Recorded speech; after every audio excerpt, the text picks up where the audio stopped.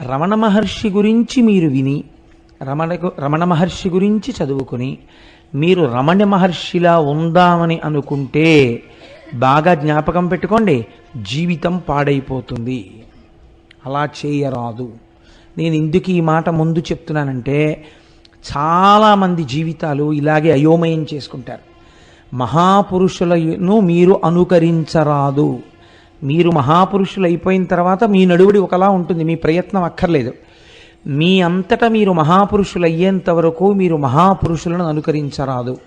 2, అజ్ఞానులను కూడా అనుకరించరాదు. ఈ 2 ఎప్పుడూ జీవితంలో బాగా జ్ఞాపకం పెట్టుకోండి. మహాపురుషుడి యొక్క జీవితాన్ని ఎందుకు మీరు చదవాలి అంటే, అది చదవడం చేత ఈశ్వరుడి యొక్క అనుగ్రహం కలుగుతుంది.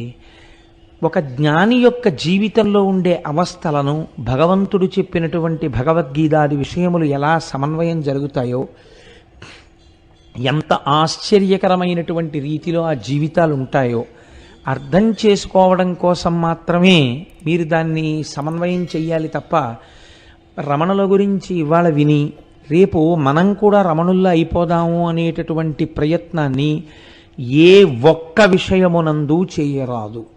అలా చేస్తే నేను మళ్ళీ హెచ్చరిక చేస్తున్నాను, జీవితాలు అయోమయావస్థకి గురి అవుతాయి.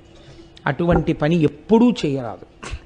మరి దేన్ని స్వీకరించవలే అంటే, కేవలముగా వారి ఉపదేశాన్ని మీరు స్వీకరించాలి. ఆ జీవితములో ప్రతిపాదింపబడినటువంటి సత్యాన్ని మీరు స్వీకరించాలి.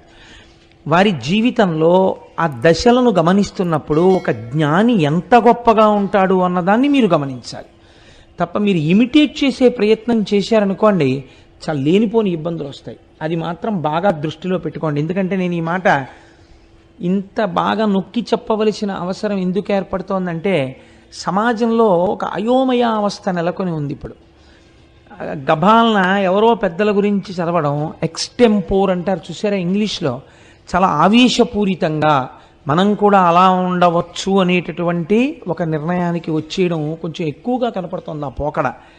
అలా ఉండకూడదు.